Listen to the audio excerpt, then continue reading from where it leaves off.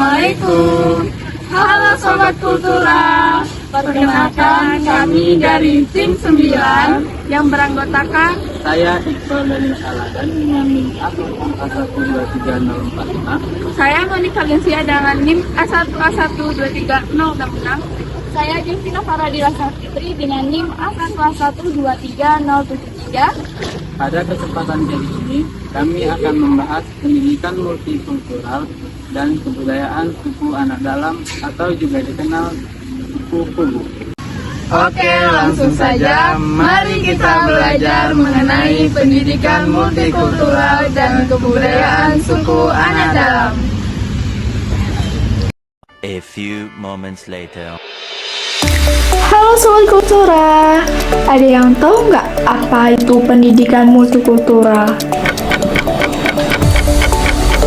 Jadi, pendidikan multikultural adalah pendekatan dalam pendidikan yang bertujuan untuk menghargai dan memahami keragaman budaya dalam masyarakat loh.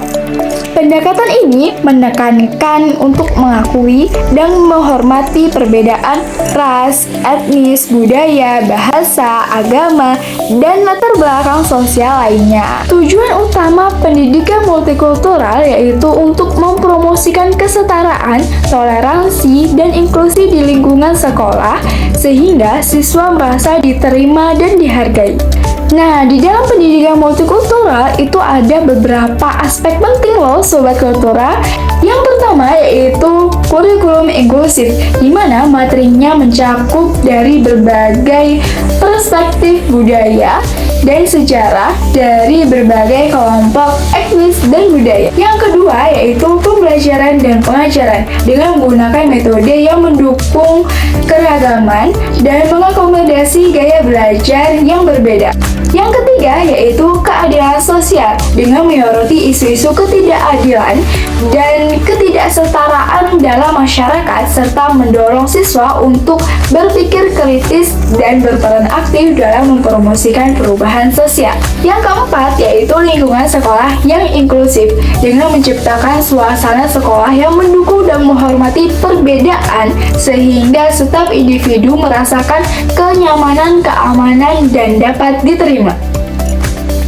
Halo Sobat Kultural, di sini saya akan menjelaskan mengenai dasar pendidikan multikultural. Nah, yang pertama yaitu landasan filosofi.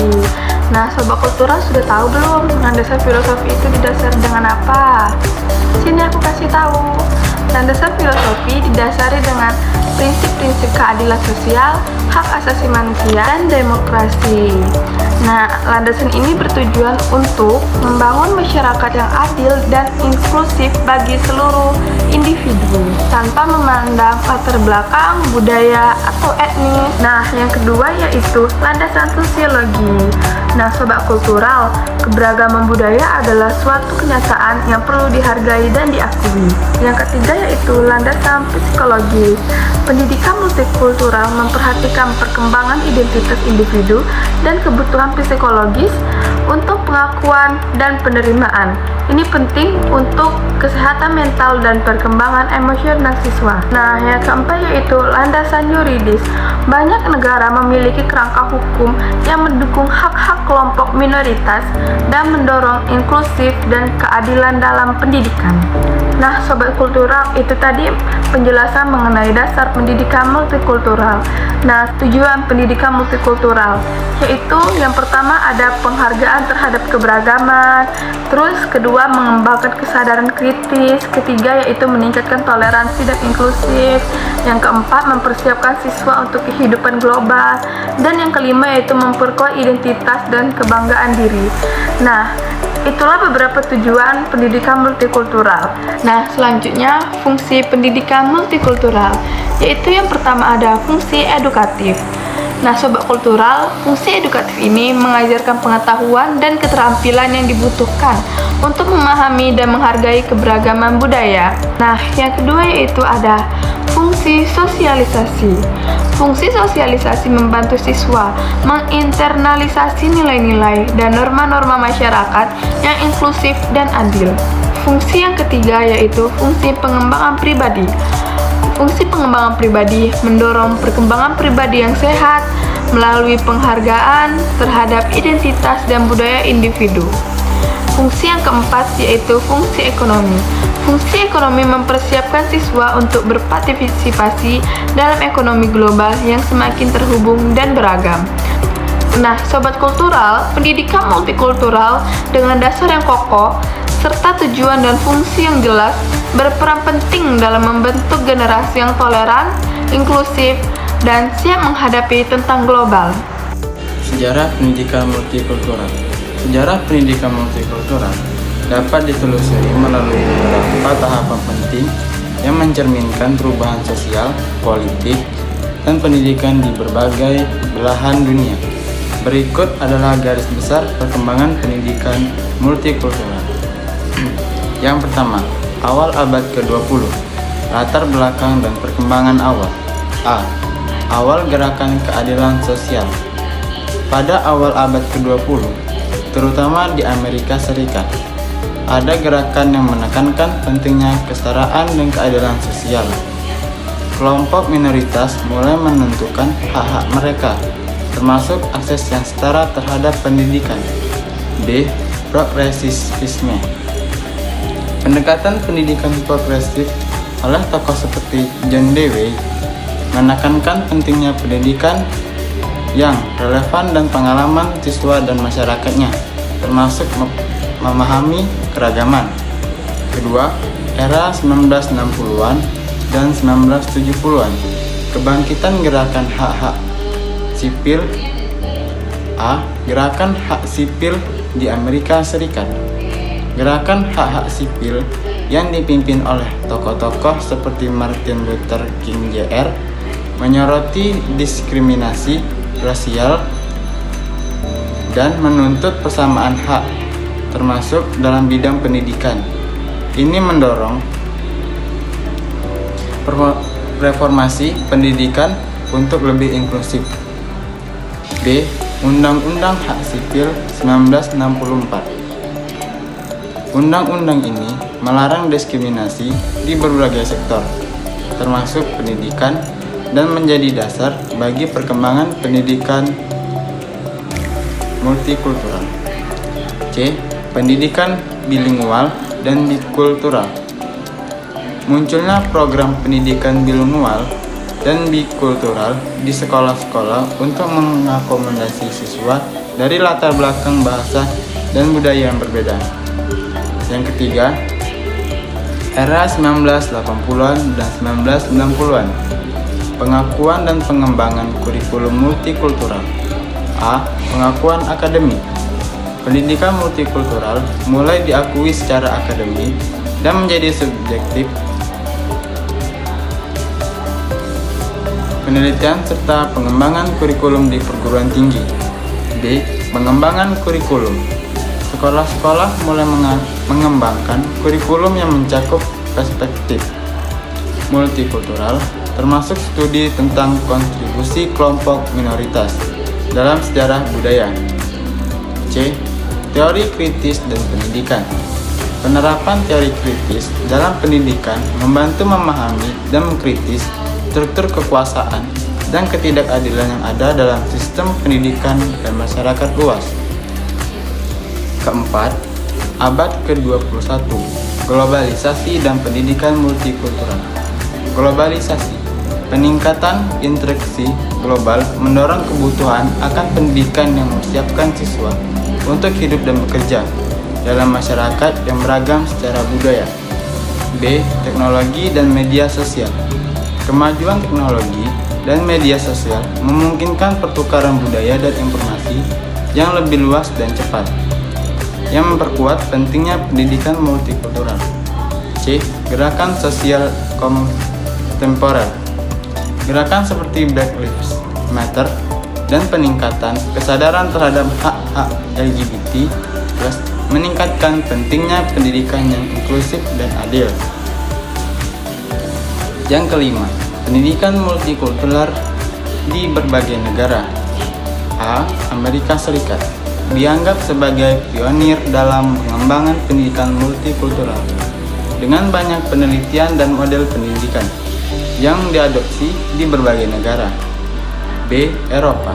Di banyak negara Eropa, pendidikan multikultural difokuskan pada integrasi, imigrasi, dan pengakuan terhadap keragaman budaya dalam masyarakat. C. Asia. Negara-negara seperti India dan Indonesia yang memiliki keragaman etnis dan budaya yang besar. Pengembangan model pendidikan multikultural yang berfokus pada harmoni dan toleransi antara komunitas. Baiklah, secara keseluruhan, sejarah pendidikan multikultural mencerminkan perjalanan panjang dari upaya menuju keadilan dan kesetaraan dalam pendidikan yang terus berkembang seiring dengan perubahan sosial dan global. Nah, tahu nggak sih Sobat Kultura, di Indonesia memiliki lebih dari 300 kelompok etnik atau suku bangsa. Lebih tepatnya terdapat 1.340 suku bangsa di tanah air. Nah, suku bangsa sendiri merupakan kelompok sosial yang membedakan diri dari kelompok sosial lain berdasarkan kesadaran akan perbedaan, terutama bahasa. Suku biasanya terbentuk berdasarkan kesamaan asal-usul dan ikatan kekerabatan, serta adanya pemahaman kolektif yang diwariskan dari generasi ke generasi. Suku bangsa tersebut salah satunya yaitu suku anak dalam atau sering dikenal dengan suku Kubu. Suku anak dalam adalah salah satu kelompok etnis yang tinggal di hutan-hutan Sumatera, khususnya di Provinsi Jambi dan sebagian Sumatera Selatan, Indonesia. Berikut ini adalah penjelasan detail mengenai suku anak dalam. Nah, Sobat Kultural, asal-usul suku anak dalam tidak jelas secara pasti, tetapi ada beberapa tradisi dan teori yang dikemukakan tentang asal-usul suku anak dalam, yaitu yang pertama, tradisi lisan. Menurut tradisi lisan, suku anak dalam berasal dari wilayah Pagaruyung, yang kemudian mengungsi ke Jambi. Kehidupan suku anak dalam memiliki kesamaan bahasa dan adat dengan suku Minangkabau, seperti sistem kekeluargaan matrilineal. Dan yang kedua yaitu menurut legenda. Ada juga legenda yang mengatakan bahwa suku anak dalam berasal dari orang Malau Sesat yang lari ke hutan rimba di sekitar air hitam, Taman Nasional Bukit 12. Mereka kemudian dinamakan Moyang Segayo. Nah, namun tidak ada sumber yang jelas dan pasti menjelaskan asal-usul suku anak dalam. Kedua tradisi dan legenda tersebut hanya berupa cerita lisan dan tidak didukung oleh bukti histori yang jelas. Nah, itu tadi penjelasan mengenai asal-usul suku anak dalam. Nah, Sobat Kultural, berikut kebiasaan suku anak dalam yang unik dan menarik. Yang pertama yaitu menjunjung perempuan. Suku anak dalam memiliki tradisi yang sangat menghormati perempuan. Mereka mendahulukan perempuan dalam segala urusan, termasuk dalam berburu dan meramu. Hasil tangkapan dan uang hasil penjualan barang juga harus diberikan kepada perempuan terlebih dahulu. Suku anak dalam memiliki pernikahan yang unik, yaitu sebelum menikah, laki dari suku anak dalam harus meminta izin pada keluarga perempuan dan tinggal bersama mereka untuk menjalani hidup sebagai suami. Jika ada lebih dari satu laki-laki yang ingin meminang, akan dilakukan sayembara berupa perlombaan untuk adu kekuatan dan kecerdasan. Suku anak dalam memiliki budaya pemberian nama Tamenggu dan Jenang. Mereka memiliki sistem menyampaikan kepala sukunya yang disebut Tamenggu, yang dipilih berdasarkan garis keturunan. Namun, sekarang siapapun dapat dipilih sebagai Tamenggung asalkan dinilai punya kapasitas. Suku anak dalam juga memiliki hobi berburu. Berburu adalah kegiatan utama suku anak dalam, karena mereka tidak memiliki kegiatan lain selain kegiatan inti ini. Sobat Kultural, suku anak dalam juga memiliki tradisi, yaitu tradisi melangun. Tradisi melangun itu sendiri yaitu berjalan kaki jauh untuk menghilangkan kesedihan setelah anggota keluarga mereka meninggal. Suku anak dalam juga memiliki bahasa, di mana bahasanya termasuk dalam rumpun bahasa Austronesia. Bahasa mereka memiliki beberapa dialek yang berbeda, tergantung pada kelompok dan wilayah tempat mereka tinggal. Selain bahasa asli mereka, banyak di antara mereka juga memahami bahasa Indonesia, terutama yang telah berinteraksi lebih intens dengan masyarakat luar. Mata pencaharian suku anak dalam yang pertama yaitu berburu dan meramu. Tradisionalnya, suku anak dalam mengandalkan berburu binatang dan meramu hasil hutan sebagai sumber pangan utama. Mereka berburu dengan menggunakan alat-alat sederhana seperti sumpit beracun dan jarat. Yang kedua yaitu bertani. Beberapa kelompok juga mulai bertani dengan cara berpindah-pindah menanam padi, singkong, dan tanaman lainnya. Yang ketiga yaitu bekerja pada perkebunan. Dengan adanya perubahan dan tekanan dari luar, beberapa anggota suku mulai bekerja di perkebunan karet atau sawit yang ada di sekitar tempat tinggal mereka. Dan tanpa kita ketahui, suku anak dalam juga memiliki rumah adat loh Sobat Kultura. Suku anak dalam biasanya membangun rumah yang sederhana dan terbuat dari bahan-bahan alami yang mudah ditemukan di hutan. Rumah adat yang pertama yaitu lanting, rumah yang dibangun di atas panggung dari kayu atau bambu dengan atap daun rumbia atau ilalang. Ketinggian rumah panggung ini bervariasi untuk menghindari binatang buas dan banjir. Yang kedua yaitu tenda atau gubuk sementara. Mereka juga sering membuat tenda atau gubuk sementara dari dedaunan dan batang kayu, terutama saat mereka sedang berpindah tempat. Suku anak dalam juga memiliki beberapa adat dan tradisi loh Sobat Kultura. Yang pertama yaitu kepercayaan animisme. Banyak di antara mereka masih mempraktekkan kepercayaan animisme, meyakini adanya roh-roh nenek moyang dan kekuatan gaib di alam sekitarnya. Yang kedua yaitu upacara adat.